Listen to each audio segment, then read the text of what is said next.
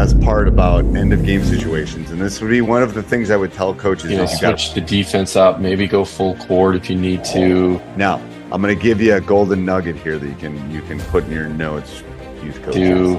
If you weren't doing it all game, move to a zone. So if there's 4 seconds left in the game, you get 3.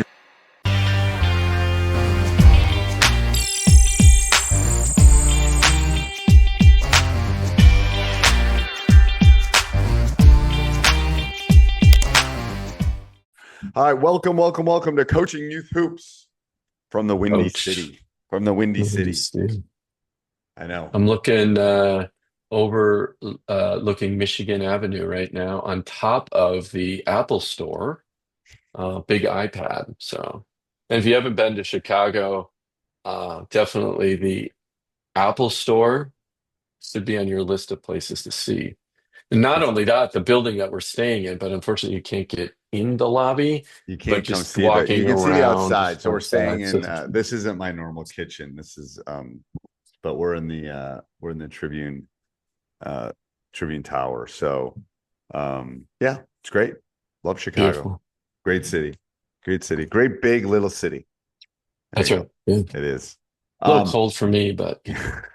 Yeah, I know. We were walking, it was like 40 something. All right, so let's give a big shout out to our sponsor, Coach. Coaches, go check out Game Changer. Go to gc.com/coaching youth hoops. I think so. Yeah. That wasn't, I'm just kidding. Got it. gc.com/ messed that up before. That's why he's doing it. Only once. Coaching Youth Hoops for all your in-game stats needs. It's a free app for you as a coach.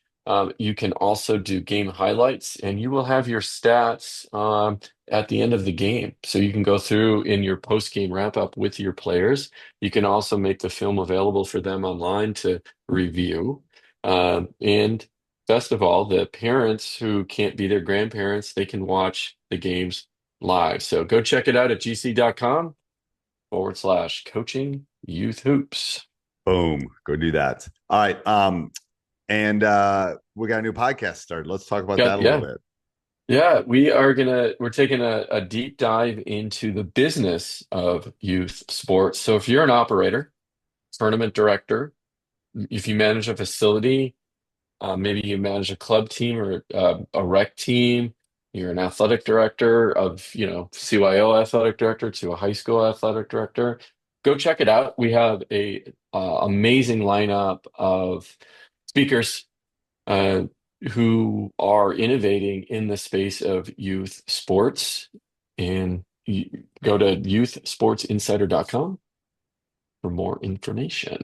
All right. So today's topic is one of my favorites. I know you love this topic. I love this topic. End of game situations, because I can talk about end of game situations because we got I'm going to just say a questionable call with 1.8 seconds left. We'll just call it that. You know what my old coach would say? What? Can't blame the refs because you put your players in that position. We did. We didn't defend. No, you did. But anyway, so we have the ball, the full length of the court with 1.8 seconds. And the best part about end of game situations, and this would be one of the things I would tell coaches, is you got to practice it.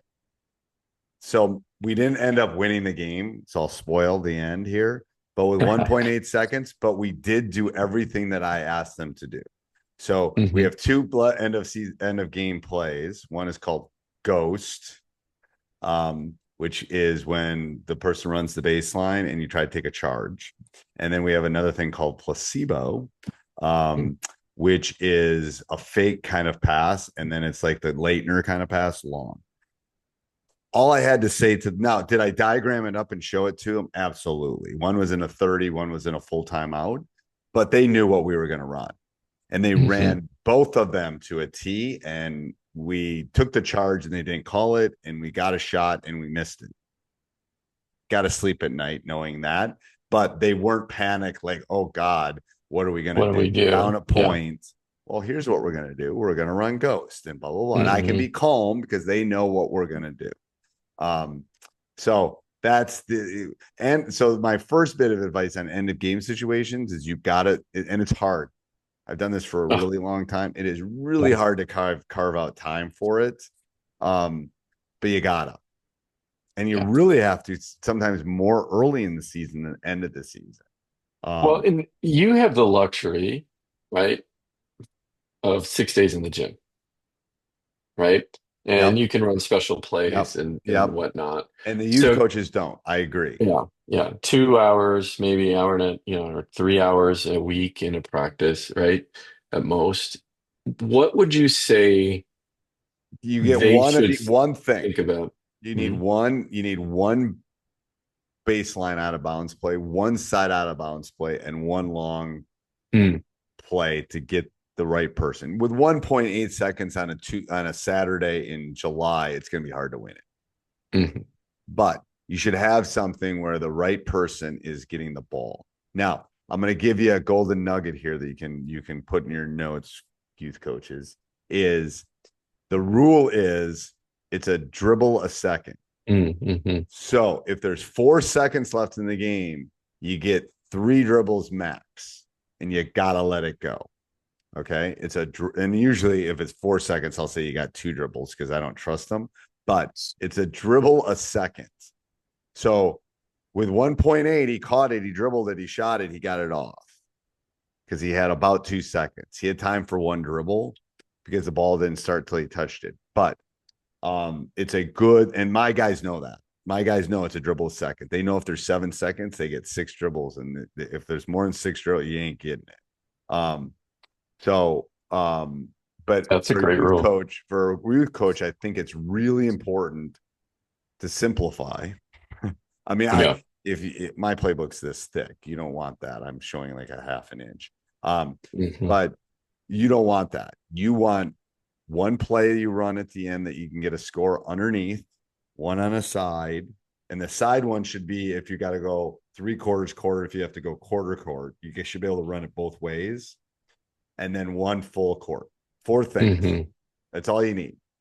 They can be your normal plays. That's fine, especially under out of bounds underneath. But and then you should practice them. You should play them and practice them. I think that's important.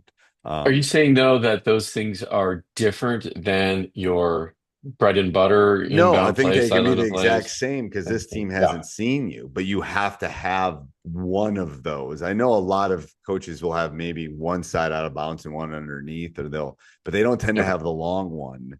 Um, Yeah. and the long That's one, true. what I like about a long one is you just got to get the guy curling and dribbling to a strong hand is the Hmm. kicker. Like you want him curling, catching, and then going. As I'm people that are watching on YouTube, I'm catching it, and as I catch it, I'm putting it down with my strong hand. So Yeah. if I'm right-handed, I'm curling, catching it, and then I'm going. You don't want them curling, catching, and going to their left hand when they're right-handed, especially at the youth level, Right. um, Yeah. because they're going to cross over or they're going to turn it over. At least that's what I remember from the youth level. Well, and then you're also talking you're up with 1.8 or you're up with whatever, 5 seconds, 6 seconds, you're down, right? Different situation. And So there's so if many, you're, it's so hard as a oh, youth it's coach so because hard. It's really, yeah, you no, can't work no. on Right. fouling, you can't work on, but you could work on we're up and maybe you're coaching at the seventh grade level. We're up, we're gonna go to a 2-3 zone and we haven't run it the whole game. There's some little tweaks you can make with some nuances. There's 35 seconds left, you're up 5, and you've played man the entire game. You go to a 2-3. It will Hmm. take them 12 seconds to figure out what you're doing, kind of thing. Yeah. But again, you have to have a team that can nuance that and work on that and be able to do it. Um, Yeah. And making sure when you call that timeout that, there's a hey, we're lot of running the working to, zone, right? At but this I point. always, Yeah. and this Yeah. is a good thing for end of game, and this is we practice this during the game. I always tell them, and I have an assistant coach, so I'm blessed, but we always tell them how many timeouts we have and Right. who That's has a the good point. possession as they leave every timeout. Hey, we only got one timeout, blah, blah, blah, blah, blah. You know, Hmm. again, it's a communication thing because really at the end of the game, it's about communication. And do you teach? So you're down. You have more than 1 second left, right? Maybe you got 30 seconds left. Are you teaching to foul If, well, at the youth level? yes, I mean, I teach the less than 7 seconds. We're up 3. I foul. And No, I right. still have to teach it every year because we taught it with a week to go in the season. We were working on it, and one of my kids went up and bear hugged. The foul was a bear hug. Mm, And I go, you can't do mm, that. So I had to stop yeah. practice. I go, this is not okay because that can No, be an intentional. Now, right. not everyone's going to call it, but they could. They're good. And Right. then it's like, so you got to practice. It's like anything. If you want to do it in a stressful, I was just walking something on Gino recently. I think it was maybe his master class. And he's talking about, you have practice here and you got to make it more intense because if you're playing in the final four, you're gonna drop because of the nerves. It's not gonna be Mhm. here. It's gonna drop Right. down. Well, you Right. need Yeah. this to still be higher than most people's highest kind of thing. Right. Because in stressful situations, we tend to panic. We tend to Right. not be at an A, we may be at a B plus. So it's some of that is about repetition and practicing. But all right, anything else, coach? Yeah, and again, yeah, go well, you just to kind of wrap that up, do the best you can, have those sidelines, sideline play, baseline, full court, and then some basic just general things, switch the defense up, maybe go full court if you need to, if you weren't doing it all game, move to a zone. And also educate, like, okay, like Coach Collins said, we have one timeout, right? If we get stuck, let's call that timeout right away, or possession arrow is in our favor. So um, just little things that you're not necessarily, it's all part of the game that you need to Right. teach, because eventually Yes. they're going to need to know all of those things as they progress into high school. Right. Yeah, okay. New podcast, check it out, usportsinsider.com. You're gonna love it. And Awesome. I'm so excited about it. I am. yeah, yeah, because there isn't much Let out me there know if you to. like the artwork because Coach made the artwork. If you don't like the artwork, just let me know. Then I didn't do it. Oh, Right? you didn't do If it? you don't like it, no, no, I'm kidding. If you don't like it, then Yes. yes, I did the I'm artwork. I did teasing. the I'm website teasing him too. right now. Yeah. It's like he's the artist, the graphic artist. So there you No, go. I just play one on the internet once Yeah, in a you play while. one on the internet. So give him that URL again. Yeah, usportsinsider.com. You're gonna love it. Launches. We got our first podcast up. We have 9 in the queue. So Don't look for it. I mean, maybe I'm hoping it will be up on every podcast form at that point by the time the this best goes place to live. find it though is subscribe to it at Yes. usportsinsider.com. It just Go sends you an there. email and we'll send it out when there's a And new yep. podcast. And we'll let you know when it goes live on Spotify and Apple Yeah. Podcasts and YouTube. We'll let you know when it all does that. But you're not gonna want to miss it. It's gonna be awesome. All right. Some big names. I'm telling you. Coming big. All right. All right. Till next week. All All right. right. Bye. See ya.